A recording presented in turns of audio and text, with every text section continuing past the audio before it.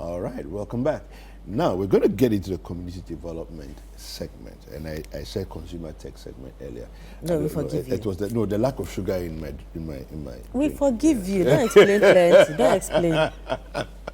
Anyway, But before we go on, do you know yes. today is the birthday of our very own Paul Eric Ofori of COPEC? Oh, really? Yeah. It's Paul's birthday. It's Paul's birthday. Oh, wow. So please tell him that we are waiting for him to do the needful. Paul, you've heard the needful, no? Yeah, change. Yeah, please don't waste time, and please, you can't explain plenty. Just our own relief. Just deliver Items, we are waiting. No, breakfast daily relief items. Yeah. We are also waiting for it from you. All right, so we're gonna get into the community development segment now. A couple of weeks ago, Frema and I had the rare privilege of embarking on a trip together with our other colleague, Nana Tufo Boateng, and went to South Africa, specifically to Cape Town. The trip to Cape Town was quite surreal. I mean, from my experience, it was quite surreal. In many ways, there's so many different angles to the whole conversation. But I think the most important thing for us, for me, and I'm sure Frema would agree with me, is the lessons learned. Because in life, you go through different things and different experiences, but what you walk away with, and what you walk away with that you can implement, that has long-lasting impact and therefore makes the trip worthwhile, right? We experienced the Wines of South Africa. Wines of South Africa, an organization in South Africa, actually invited us to South Africa to experience what it's like firsthand for them in South Africa as they make their wines, as they produce from vineyards that in some cases are hundreds of years old, and it was quite amazing to see. I'm a sucker for beauty, so the beautiful landscapes and everything were amazing, but beyond that was the history. Beyond that was the business opportunity.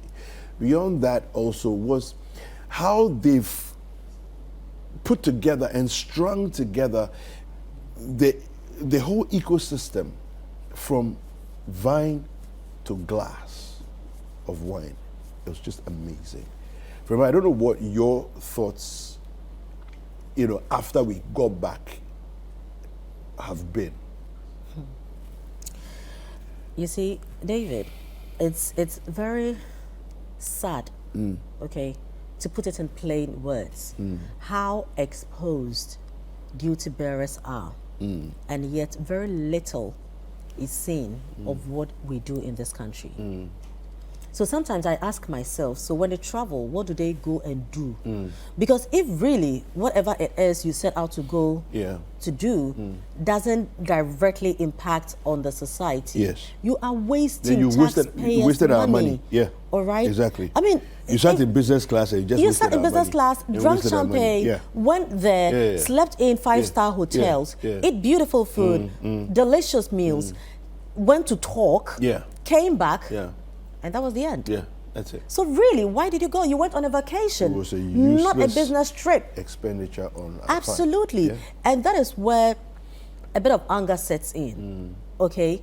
That how are we even able to, the already tourist facilities that we have, how well have we been able to even maintain these? How are we also moving up? When we say Ghana is the gateway to Africa, what does that mean? Yeah. What is it? Do you get it? Every community in this country has a story to tell. From the name of the community to their festival, to where they have come from, to everything about them. How have we been able to package these things? Look, South Africa has beautiful lands to grow grapes. They have optimized their chances, and now they are a strong force to reckon with in tourism, in agriculture, in trade, in innovation, everything. Okay, what are we known for? How are we selling ourselves to the rest of the world? When you talk of Ghana, our cocoa that we pride ourselves so much in, where is the cocoa? Yeah. What are we doing with the cocoa? Yeah. The gold, what are we doing with the gold? Do we have a museum? When people come here, do you know where I'm coming from? By now, we should have a gold museum. Do we have it? And a museum that shows the history of when gold mining started in Ghana, number one. It should show us a miniature processing of how you go from gold in the ground to gold on a ring. Right. So if somebody has never seen gold in their lives, they should be able to walk in and say that, okay, wow, this is it. I touch it. This is how it is. Look, we all sit right here in Ghana. We are drinking the most expensive wines. We know so much about wine, what goes with what. But who has seen a farm like that before? From the soil to the table. Okay? Yeah. What do people know about wine? All we know about is you walk to a shop, just the retail part of the whole business. Those who are selling to us, they know the wholesale part of the whole thing. But how have we been able to, you know, let's say the chocolate golden tree that we are eating. If a visitor comes to Ghana and wants to know more about our chocolates, where do they even go to? The Tatakwashi, the Mampon areas that we said, the Tatakwashi, and he came and he swallowed, making Tatakwashi look like some Superman, you understand? That he swallowed the cocoa beans from wherever to Fernando Po and this and plenty story. But on the ground, I don't know the last time you went to that farm. No, I have been to the farm some years ago. David, I was that disappointed. I was like, so this is the Tatakwashi farm that we always talk about. It's an embarrassment to the nation. And that's what we are. You see, and our leaders have not done anything to impact on the narrative, right? Look, we were in SA and went on a tour, and practically we were on the farms. Yeah. I mean, actually on the real farm where you pluck the grape. The whole tourism stuff started on the farm. Yes. Here, when we tell people that, we are taking you to the farm, I don't know what the reaction will be. Yeah. You see, and from what struck me, and you will see some of the footage that we'll share with you, but what struck me was the neatness of the farms. You see, planning. It's not random. It's not, it's like a yefu kwayem. It's just a farm. It's there. So whatever will happen, it should be happening naturally. No, they've deliberately, they've swept, they've cleaned up, the place is always pristine. Yes. And it's deliberate, it's thoughtful. Look, David, someone would ask, why all this plenty talking? Yeah. Now, what the South African people have been able to do, or what Wines of South Africa is doing, okay, it's not just producing a bottle of wine and put on the table, let people drink and get drunk. No. We talk of unemployment swallowing us in this country. Now, when you go to these vineyards, we have generations of families who have held the fort. And we met like 5th generation owners, 8th generation owners, some great grandparents, you know, thought through the fact that we need to put something down. So if we say we are leaving legacies for our children, it goes beyond cars and houses. Something that will impact society. So now they are absorbing a lot of people as far as employment is concerned. This is Ministry of Employment, you understand, labor relations, looking at all these, empowering private people to be able to also take a huge chunk of the unemployed population, right? And take the burden of government. Private sector soaking up the masses. Absolutely. So this is it. Jobs. We are talking about jobs. Now, we talk about agriculture. The plenty lands that we have, what are we using them for? Why are we not leasing out lands to private people to go into farming? Let's be deliberate and strategic about this. That if you want to go into, let's say, cocoa farming, if you want to go into share farming, if you want to go into cotton farming, look, the people in what they do, they can take. Bonre are always crying for thread.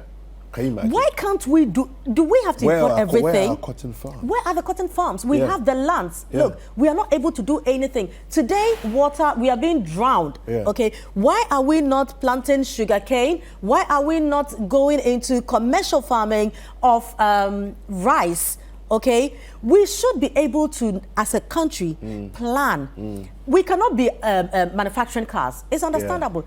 but we can't also grow rice. Yeah. The people in Fumbisi and all these areas grow rice. We leave these stock on the farm. Yeah. They get burnt. Yeah. You know, sometimes when you sit down, you can't really understand what our problem really is. Look, a few years, well, not a few years ago, this is back in the 90s, I was traveling to Kumasi with an American visitor, right?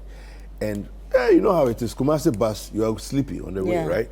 So at the point, he woke me up and said, sorry for disturbing you, but what plant is this? You know, as we're driving, I don't know, I can't remember where, either in Ninem or somewhere. He said, what plant is this? I see there's a lot of, you know, this plant on the road as we're going. What plant is this? Oh, I said it's bush. It's we don't know. Look, countries, there are some countries, you will drive for 15 kilometers, one crop. Yeah. One crop, 15 kilometers. That's what you see on the roadside. One crop. But not Ghana. Because yes, our leaders know it's like, oh, just vote me, I will do, and that's what we know. Look, the rosewood. Yes. Nobody should be felling it. Yeah, people are felling them. Where are they? Rubber plantation. Look, we have so many things that Ghana shouldn't be poor. That's all we are trying to say. We shouldn't be fighting over, the crumbs. We don't deserve that. Yeah. But we are our own enemies. Yeah. Look, we are our own problem. Yeah. Look, so we've talking about employment. Now we're talking about agriculture. Yeah. Okay. Yeah. Anything you put on the ground here in Ghana, it will grow beautifully. We have some of the best soils in the world. We are not doing anything with this. It's almost as if we've been given so much that it has made us idiotic. Look, we come to trade. Yeah. How are we being able to partner other people with what we have? I always say, David, look, if we can't even go into industrialization, we can't go into manufacturing, can we not also be a haven for export, for raw materials? Let Ghana be, if anybody wants cotton, it's like we'll plant anything you want. Let's plant and just we'll export. Push out. Yeah. Is that not what we are talking about? We're always crying about the Citi depreciating and all this. But of course it will. But what are we doing? We're not doing anything about Do you get it? Anything practical, Nothing. Anything pragmatic. We always have highfalutin ideas and we write plenty and do very little. Anyway, you know what? We had a conversation in South Africa about our experience at the point in which we just stood. We had gone to, I think it was Slanghoek, and the scenery was just gorgeous, so we had to take advantage of it and just have a conversation to bring back to you. So let's take a look at this conversation that we had in South Africa during our trip to Wines of South Africa. So you're still watching Breakfast Daily, and we are coming to you from Slanghoek, right here in Western Cape, South Africa. And we came here to explore South Africa wines. We're invited by Wines of South Africa. Yeah. And I must say that for the past 3 days, it's really been a great experience. Yeah. David, I don't know how you feel, but I have mixed feelings, because I love what I'm seeing. It's beautiful, but I'm also asking myself, and that's where a little bit of anger comes in, that why are we not able to do this? Because you look around the side of South Africa and it's predominantly agriculture, and that is how they are maximizing what they have, natural resources, and they are now producing some of the finest wines, in the world. I mean, these are globally competitive products. Yeah, absolutely. I don't know how you feel. Well, let me just say that for one part, I feel totally overwhelmed with the beauty, the vastness, the classiness, by which all these families have handled things that, look, I think about people who started, let's say, 400 years ago, 300 years ago, 200 years ago, and generations later, they are taking it seriously, what their parents left them, what their grandparents left them. Yeah. They've taken it seriously, and I love the places we've been. Incredibly beautiful scenery that we see there. Apart from that, you look at these vineyards, right? Miles and miles and miles of endless vineyards, right? Yeah. And you see somebody's vineyard is 600 hectares. It's like, what? Yeah. You know, Yeah. and it goes as far as the eye can see. Yeah. And they're producing wine for the rest of the world to Exactly. enjoy. In Ghana, we are drinking wines that are coming from some of these fields. Yeah. I mean, we went to the Four Cousins, Van Laverne. Yes. I mean, we met Philip, who is one of the cousins, and it's beautiful and it's a great experience. It was sitting next to him, and I was just thinking about it. The first time I ever drank Four Cousins was maybe about 2012, 2013. Mm-hmm. Drank Four Cousins. But I'm sitting next to him there, and I'm just thinking about it that, wow, this is one of the four. It's not historical. It's in the present. And these are not some ancient relics of history that we're reading about in a book. Yeah. And you see, what I'm also learning and picking is the ability, of these families to involve their children because they plan ahead. So they know that in the next 20, 30 years, we won't be here. But with all the estates that we are building, if we are no longer here, what's going to happen? So they are strategically involving them. So you see some fourth generation owners, third generation owners, and when they share their stories, it started from their great-great-grandparents, and this is how far they have come. Yeah. And when we went to Kleinwood, the Kleinwood is part of a much larger estate that was sold. So the third generation of the original family decided that, you know what, I'm not a farmer, I want to go into something else. And they break up the farm and sell it to different families. So about 6 different families took up those farms, including Kleinwood, right? But guess what? The Kleinwood family is owning it as if they had the first idea of doing wines. But look at what is happening now at the Veta Freddy. Yes. Beautiful. Gosh. I mean, I don't know the right word to describe it. How they've been able to bring ancient stories to modern day and making it more relevant even today. So it's just wine. That's how you look at it. But look at the beautiful story surrounding it, the infrastructure surrounding it, the creativity surrounding it, and the mood. Vertebrate, they I think I just went beyond and above because you see how he's connecting the wine from the Old Testament to the wine in the New Testament with Jesus and his disciples. And they have all these on their walls and images and just telling the story of this glass of wine. Exactly. From the field to the glass. And David, just look around. Look around. This is what proper planning of a city is. So these are highly mountainous areas, but you can also have a feel of the greenery, and you can really tell that serious work and deliberate work has gone into this. It doesn't just happen. Exactly. Look at it. Look at the fields in the back there. Look at the fields in the back there. This is planning. Those things that are growing there are not just growing in the rough. But it didn't just happen. Don't forget that even the weeds, are deliberately planted just to rejuvenate the soil. Of course, yes. So and these are just normal weeds. We saw some of that. And that was fantastic.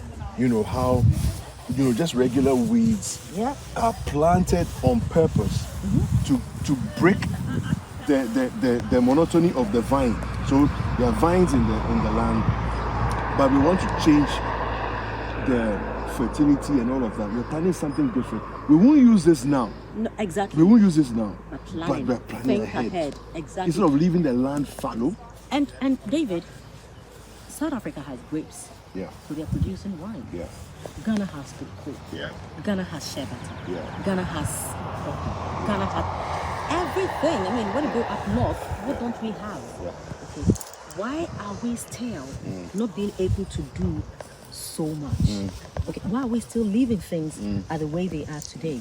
I think that really, anybody watching this, authorities, everyone, we can do better. Cheers. Absolutely. Cheers, David. Cheers to a better Ghana. One day. Well, you see, remember we made mention of Four Cousins. Yes. Four cousins is something that Ghanaians know. I'm sure all those of you who are watching us, you've tasted four cousins before, you've drank four cousins before. Well, guess what? We met the cousins, at least a couple of them, and one sat at table with us. Yeah. Philip. Philip. When he picked the bottle, yeah, Philip the one on the extreme right, on the yeah. bottle of the four cousins, the pictures of the four of them, on the right, the far right, that they are real people though. It's not a joke. The name. But you know, so when I met Philip, for instance, what hit me was, and then I understood the system in Ghana. Yeah. Because everything has been theorized, Yes. you know. You feel we are always talking about the forefathers, yes, the big six, the ancestors. Yeah. It's never anything that. It's in real time. In real time, yeah. So I mean, all along, I thought the four cousins were some old people who lived and they have all died and now this is their legacy and we are preserving. I was extremely stunned when I noticed that the four cousins, you know, they are alive. They're not old people. They're not old people either. Do you get it? And these guys, they are two sets of brothers, so they are cousins. Okay, Philip and his brother, then another guy and his brother. So they come together as four cousins. And the fact that they had their faces on the bottle around age 20. Yeah, in their 20s. In their 20s. So when you see the picture that's there on the bottle, they are actually in their 20s on the bottle. Yes. You know, and right now they are in their late 40s, early 50s. Exactly. Yeah, that's it. And they are not ancestors. No. no, I hope you get what I'm coming from, because we don't have practical examples and experiences, and almost everything that we know is something that we are reading from a book, some history book that my father used and I'm using, and there's that probability that my children are using the same kind of textbooks. So in your mind, you feel that it's a Kwame Nkrumah, it's a Dr. Buze, you know, like the people are dead. You would feel that anybody who did something great, something tangible, worth mentioning, it's somebody who has died. You know, and I think that one lesson that I also picked is let's begin to appreciate the people who are doing so well. Okay, and sell their stories today, regardless of where they're coming from, whether public or private sector.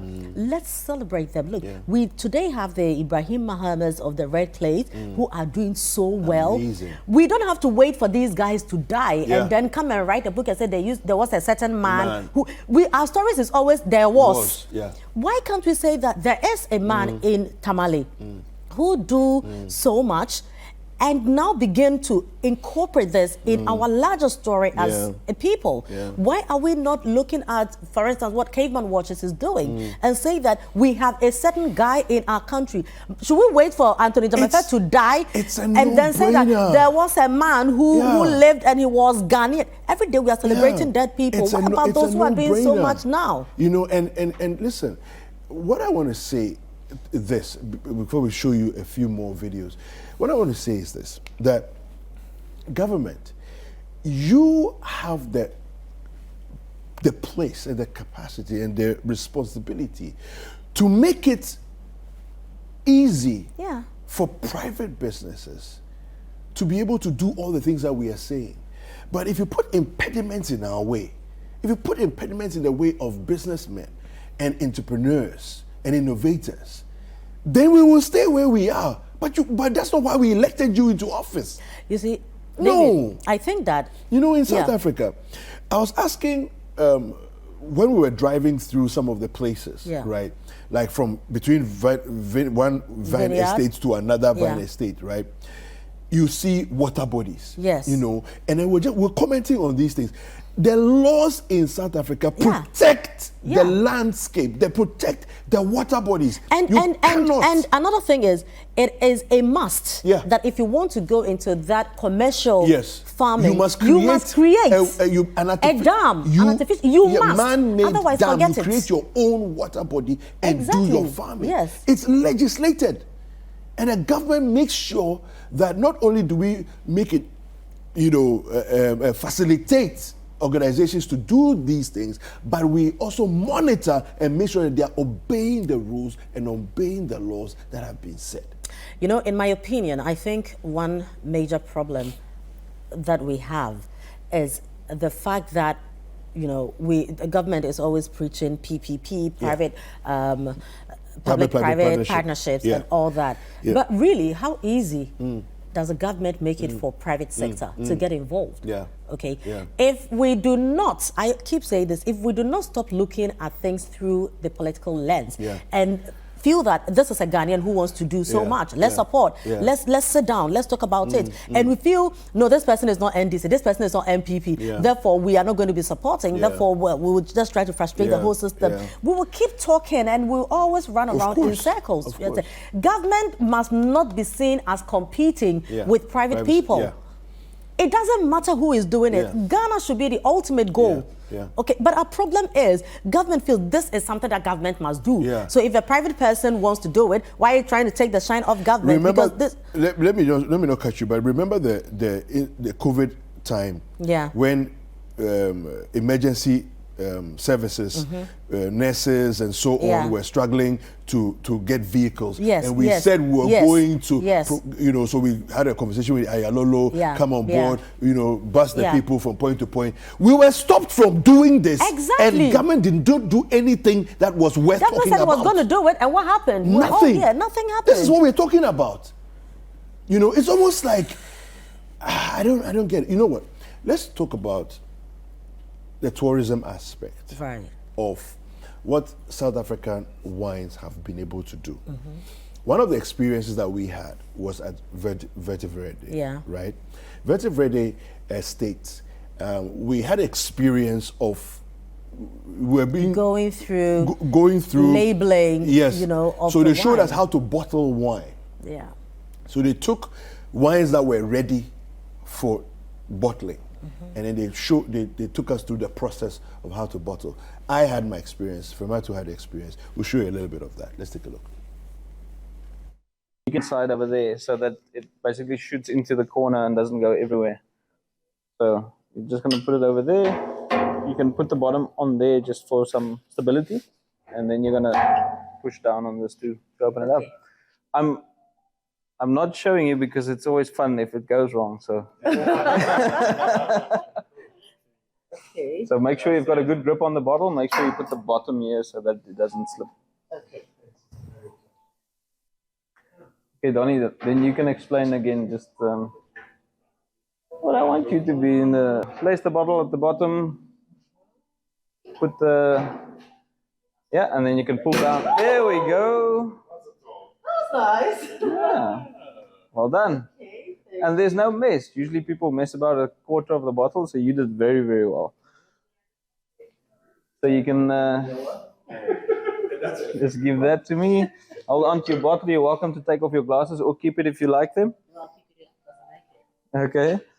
And then you can just pull up on this one, Donnie. Come on in, come base. This is dosage. So you get a 10 ml of dosage that you can put in your bottle. So it's to adjust sugar level. It's also to make the wine safe, because this wine has been lying now for 3-4 years. Second fermentation. You've just got rid of the sediment, and now you can just push down on the top part, and it will squeeze in 10 millimeters of. No, on top. 10 milliliters of magic potion that's gonna just make your Cup Classic extra special. That's it? That's it. Okay. And it makes all the difference. Okay, next step. Then you can take a cork. Just make sure it's the right way up. Yes, and then drop it on the top. There we go. And then you're now in your gym session, so you can take the first bar on the top.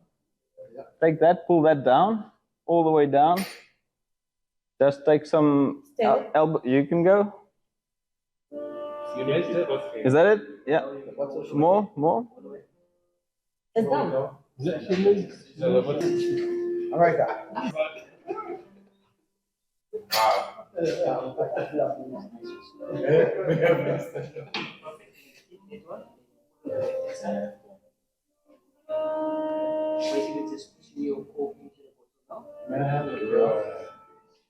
I love. Okay. You release the lift, you do the first. Okay. Hey, awesome. There we go. Then place the bottle on the round part. Just make sure that it goes in underneath. Yeah. And then you're gonna pull down on that lever, still in the gym. Pull it all the way down. So this basically brings this down so that you can tighten it around the bottom. Okay, keep it there, keep it there. Put it away from the bottle. So it's gonna twist the wire. Okay. Yeah. You can just put it. Oh wow. And yeah, one more. It's done? No, you can bring it back and then pull it again. That's fine. Specially made bottle washer. So you can drop it in there. Like that? Or straight? Other way. Yeah, that's it. It'll wash the bottle for you.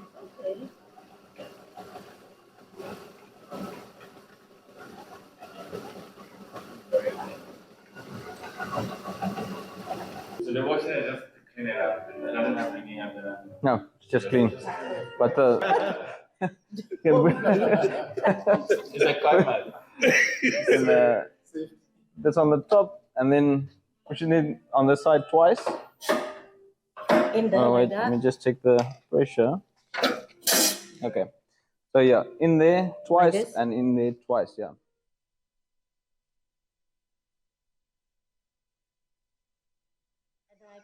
Push. Harder? Yeah, Softer? as hard as you can. Twice, and the other side. Yeah. Wow. There we go. I feel like I want to make a I'm proud of myself. Okay, let's stick. Yeah, I think it's dry enough. Oh. Let me just see. No, oh, need some more. Put it on that line as a front label.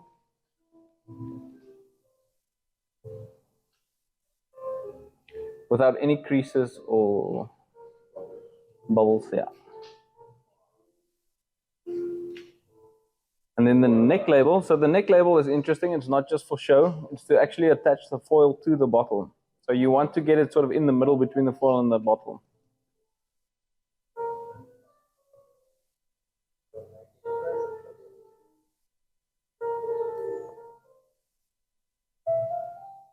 Precision right there. All right. So the question that I ask myself, Frema, is where is the place where tourists can come and learn how to make their own chocolate or wrap up their own chocolate? David, I think you should start with where are the tourist facilities? Yeah. Okay, Yeah. the ones that we have. Look, it's so sad and embarrassing that you visit some of these places and you don't even have washrooms. Yeah. Look, you visit some of these places and you can see that the whole edifice is tearing down. Yeah. And it looks like nobody really Yeah. cares about all these. You know, I found it fascinating because you see how when you're in Ghana, if you're going to go out on a long road trip, you say to yourself, let me use the bathroom one last time before I set off. That was the same mindset I had when we were in South Africa, right? But I quickly came to realize that every single place we went to, their bathrooms look like hotel bathrooms. Yes. Every single place. Yeah. It's no joke. Oh. Some of the places are like, whoa, what is this? You remember, I've forgotten where we went to, that we were outside, remember? Is it a Kleinwood? Was it Klein? I think it was Klein. Kleinwood. Kleinwood had Yes, I think it was Kleinwood. the one outside. It was the Kleinwood. washrooms Yes, were outside. yes. Yeah. You saw that washroom. Yeah. Look, Yeah, if you Kleinwood. want people to visit your facility, man. think about the human being first, okay? Before you even think of what you are going to show What them. experience would they have? Absolutely. Yeah. You are selling an experience to these people. Look, we didn't just go there. If it was just about drinking wine, I mean, Wosa was here in July. Yes. They came to show us the wines Yes, and the everything wine, they yeah. have. But they want to sell an experience to the Yes. people. So they invited you. We are sitting here on national television talking about some people's washrooms. Yes. For crying out loud, Yes. washrooms. Yes. Do you understand? Yes. But because of where we are coming from, it is such a big deal that, oh, wow, this is the washrooms. Can you imagine? The same way Lord. that when lights go off and the lights come on yeah. here in Ghana, People people are are jubilating. jubilating. Hello? Yeah. You get it? Yeah. When the taps are not flowing and you go turn on your taps and they are flowing, Suddenly, it's like we go and give praises to jubilation. God in Yes, church. yes. These are basic necessities of life. Yeah. So you visit somewhere and you feel, okay, I'm visiting a wine house. Yeah. In your mind, I'm not too sure until you visit the place and you come back with ideas even from the washroom. And that is the experience that we are talking about. Yeah. Sell experience to Sell people. experience. If somebody says that I'm visiting the Cape Coast Castle, Yeah. what kind of experience Are they gonna have? are they going back Yeah. with? Okay. If somebody says I'm visiting Tatakwashi's farm, Yeah. what kind of experience? Yeah. We say we have all these shea butter coming from the north. Do we have any shea butter museum? Do we have any Yeah. facilities that, okay, so these Yeah. are the companies from the farm where we pick the shea to, you know, the processes that they go through, Yeah. tell what the shea is used for, the many uses of shea butter. How do people get to know about Yeah. it beyond somebody just sitting down to tell them, oh, so you go to the farm and then, Yeah. what's that? They'll tell you the story of it, but they won't show you. You don't, because there's nothing to see. Yeah, you know. Anyway, on the subject of washrooms, before we take a quick break, on the subject of washrooms, Are you going to the washroom? no, I would like to see that at our various castles that we show off and say these are our tourist sites, the only tourist sites that we have, right? I would like to see washrooms there that have the standards, quality, facilities as any of the airports, the hotels in Airport City. David, look, we have been on Heritage Caravan Yeah. for countless times. Yeah. Okay. What are they like? You get to certain places and it's free range. it's survival of the fittest. You are better off going into the bush than using the one that is Absolutely. there. My goodness. And in some of the places, there's none. Wow. So invite somebody from their country to come visit your country. They decide to embark on a road trip, and there are no washrooms. Yeah. Washroom. Yeah. Common washroom. And we're having conversations this morning about the Wines of South Africa trip that we embarked on, you know, and just juxtaposing that to what's happening in Ghana and what lessons we can learn as a people in Ghana, because they are also Africans, just like us, right? They've created something beautiful in their country and they're exporting it globally. What are we doing with what we have? Now, we had an experience, Frima, where we went to the Valeria Wine Estate. Yeah. Now, Valeria was something else, right?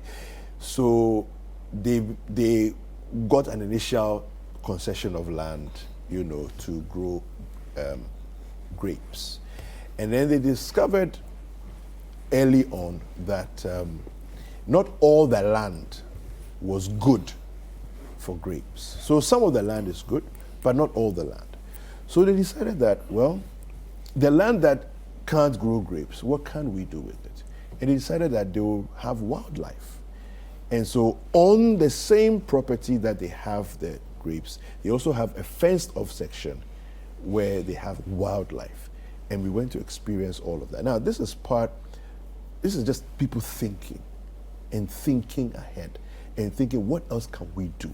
What can we do to improve the experience? Tourism is about experience, you know. And for me, it's about selling the experience where everybody's, ooh, ah, wow.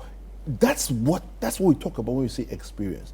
We know this firsthand because when we look, there are places where Heritage Caravan goes. They are there. People go without going to Heritage Caravan. But the Heritage Caravan creates an experience for people so that when they come back, they can't stop talking about it. As if they've been to a different country. It's the same Ghana, but the experience. And so I'm talking to Ghana Tourism Authority right now and Ghana Tourism Development, is it GTDC? GTDC, Ghana Tourism Development Company. You see, that's what it's about. And the ministry as a whole. Yeah, and the ministry as well. You see, we are talking to you directly this morning. This is on your laps. You can't dodge it. What is the experience you are creating for people? Well, you know, while people are busy thinking of game safaris and stuff like that, we are busy thinking about chop bars and the fact that, you know, the grass cutter is the most expensive meat, you know, when you visit some of these places. We are chewing the animals, you know. Instead of, you visit the zoos and you don't even find anything. They are in the soup. You find them in the chop bars and they are the expensive. Charlie, look, it's not all about bread and butter. It's not all about your stomach. You're looking for it's on somebody's. There are Kantia, there are Oche, all these. The grass cutter that you travel to go and see, no, they are in the chop bars. Charlie. Listen. All jokes aside, let's take a look at this video. It's a short clip.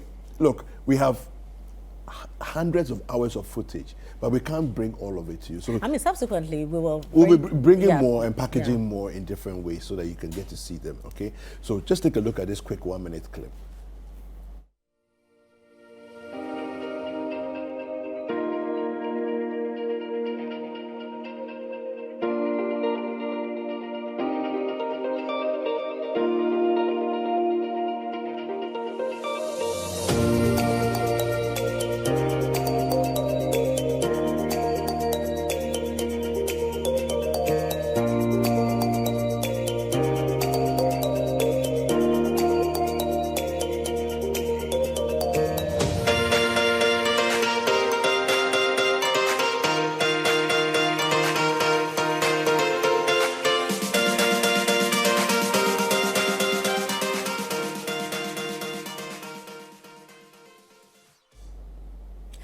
And this is on somebody's private property. So they are just a wine house, you know, but they also believe that beyond just presenting the wines to the people, what kind of experience can we also give?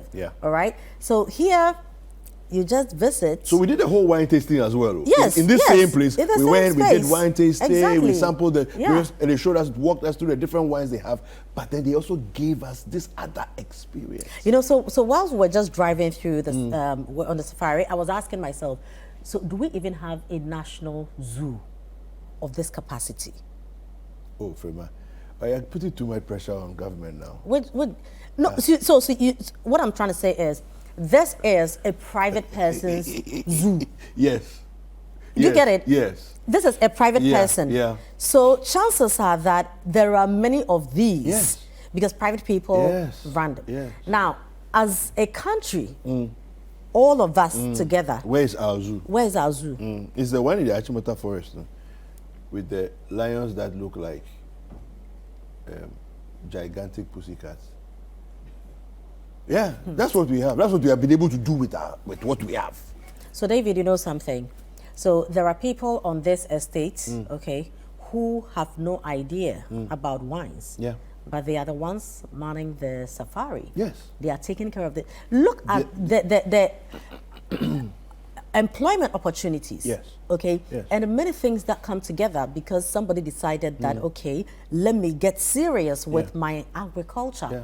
And then tourism comes in, then employment comes in, then innovation comes in. So with one serious person, look at the ripple effects, okay, on the economy, on the society. We are always talking about the economy is bad, but really, beyond the talking, what practical steps are we taking? You know, the owner was talking to us about what they do with the animals on the farm.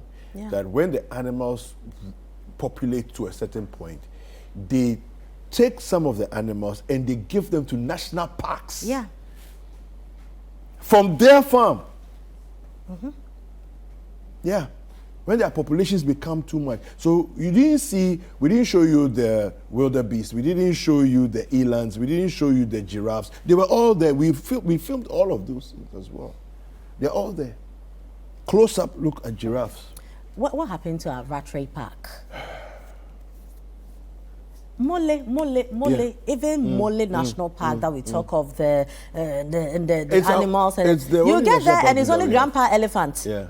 Then we go and greet. Do you get it? Where are the animals? Yeah. You go to Paga. I understand the whole concept of Paga, that we want to preserve the space, but we can do better. Yeah.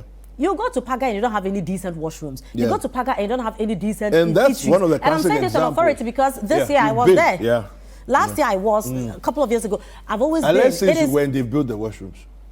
I can bet my last Peswa. But we're going again. Nothing has happened. You know, so I understand the fact that they want to, preserve the whole natural so you can. story. You can still You preserve can it, still yes. do it, Yes. but it doesn't mean leave things as they are. Yeah. Do you get it? Yeah. Now, when you get in, you have to go with your friend to ask the person, oh, stand here and watch, stand here and watch if somebody in is the coming. bush. Then you know you are timing yourself and do it. Why do we give and you want people to visit? Look, I live in Accra. I go all the way to Paga, and this is the experience that I'm getting. Yeah. Why don't I just add a little bit of the money to it and go to South Africa? Yeah. And that is what we are talking about. Look, Ghanaians would love to stay in Ghana. Personally, I would really love to stay in Ghana. But what does Ghana have to offer? We can do so much. Look, David, when I speak about tourism in Ghana, I get emotional because I have taken it upon myself to use my own money to visit around. Look, I went to GTDC, I went to GTA and all these people. I didn't get any support. And I'm saying this because it was me and I was there and I didn't get anybody. People don't even see the need for you to be doing this. I remember the first time I went to Dodowa, to Chenku Falls. I came back, I'm not too sure if it was GTA or I think it was GTA. Chenku Falls, I went to Chenku Falls. Exactly. That was years ago. And I came back and I was like, oh, listen, guys, there's this beautiful falls. You know, I think we really need to go check it out. Somebody actually said, oh, people are talking about Victoria Falls, they're talking about Chenku Falls. I was like, really? And this is an official the tourism sector of our country, and this is their mindset. This is their thinking. You know, that why do we have to go and waste our money and resources and go to Chenku Falls? Really? But the Victoria Falls and all these other falls belong to people. And they have been able to preserve it in such a way that you will spend thousands of dollars just to go and see a waterfall. Why are we not able to do the same thing in our country? We take our annual leave and we feel that it is some kind of pride, you know, to be able to say that I'm traveling outside Ghana for a vacation, for a holiday. When we have decent hotels, look, people are doing so much. All government needs to do is just facilitate. Help. Do you understand? So if I'm creating, look, when you drive around, you see people, private people who are putting together beautiful residential facilities. But look at the roads that will take you there. So I'm like, the housing that you can't take care of, private sector is doing that. All you have to do is give us proper roads so that if we say that these are our luxurious areas, it really makes sense. Why would somebody be paying $2,000 a month for accommodation, and then you drive through potholes to your house? What are we trying to put? It makes no sense. What is that? Because even the $2,000 you're paying a month, in the places that you pay for the same quality of property, you're paying $1,000 or less a month, and you don't have potholes. So think about it. It's madness. That's what it is. Look, David, when you go to places like Dubai and other areas, people are doing health tourism. People are doing, go to England, people are doing educational tourism, okay? And we feel, look, it is that colonial mentality that we feel that you are the guy if you are able to travel to India for hospital, when you're able to. It is such an embarrassment. Look at the way big men died in this country when COVID came because you couldn't fly out. You know, some of us, our system is used to not flying out. You understand? Our system is used to South Central Hospital. So we can go there. We are okay with La Polyclinic. You understand? But you that your system is used to America Hospital. You that your system is used you couldn't go. And you couldn't go. You will die. You know, and it was a lesson for all of us that let's better our own space where we are. I'm still talking about employment. Look, Citi FM, Citi TV is a private business. Look at all of us. We are a little over 200 people, correspondents and everybody. One person is absorbing this. Why are we not empowering other people who have that same capacity to also take off some of these? Look, we can only do but a little. But we should not be seen as competitors. That is the issue. Do you understand? Government cannot do it all. And so government should not sit down and say that, no, there's something that the government must take. Nobody should do it. We stop and you're not doing anything. Yeah. Well, I don't know if we have the employment. Yeah, so let's take a look at a little bit of something regarding employment, from South Africa. We'll come and talk about it and wrap up the conversation. What is your title? Assistant manager. No. On the Bosman Adama side, I'm a director in the business, and also the chairman of the Adama Apollo Trust. Okay. And what does that do? What does the Adama Apollo Trust do? The Adama Apollo Trust is the shareholding inside the Bosman Adama, where we as workers have a 26% share in the business. Okay. And how does that operate? When you say you're on the trust, you have regular meetings, and then how do you have input in the business? As on the Adama Trust, every 3 months we have a meeting where we discuss all the details of the business and where we decide what we're going to do, or what we must do if we want to go forward. Okay, so you farm with the Bosmans. We're farming with the Bosman family. On the farm, the whole business is under Bosman Adama, but it is the workers and the Bosman family is combined in the business. And you like that? Yes. At first it was strange, but when we start to work together and we share ideas and we talk more about the business, the future of the business, what we want to do, how we can sustainable and all the things, the business is more sensible. That now we understand what is a business, how to run it, what must we do to be sustainable. And since all right. So this gentleman that we see in the video there, that was being spoken to by the one of the owners of the Bosman Vineyard Estate, is actually the head of the union, as it were, the workers union, right? And there are hundreds of workers there. Now, what the Bosman Wine Estate has done is that they've given the workers shareholding. So they own a part of the estate, right?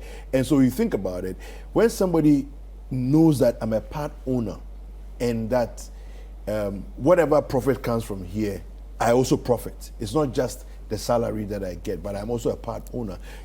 You watch how they work differently, right? So for me, it was one of the stories that I thought stood out in terms of how they figured out a way to create loyalty, in employment, and then they have these farms. Some of these farms are 600 hectares big, and more, right, and more, and they have hundreds of workers that they've sold, and this is just one family. Mind you, on a trip to South Africa, we went to about 17 different wine estates. Think about it. Think about it. And this is just one. So imagine the replication of this across so many others. This is what we're talking about. So this is not government employing people. This is one business employing people. All right? And so I think that it's something that's very important for us to focus on. Government needs to empower businesses to be able to soak up the unemployed David, youth. We have said so much this morning. For me, I think that, yes, Ghanaians are capable of solving our own problems. Ghanaians are capable of solving Ghana's problems. The question is, do we really need, or do we really want to solve our problems? I think that is what we should all reflect on, because everything is available. We have the people, we have the resources and everything, but do we have the willpower? Do we have the commitment? Do we really want to cause change? This is a question for all of us to reflect on. All right, well, that's the community development segment for this morning. I hope that the powers that be are shamed into doing something better than they've been doing already, because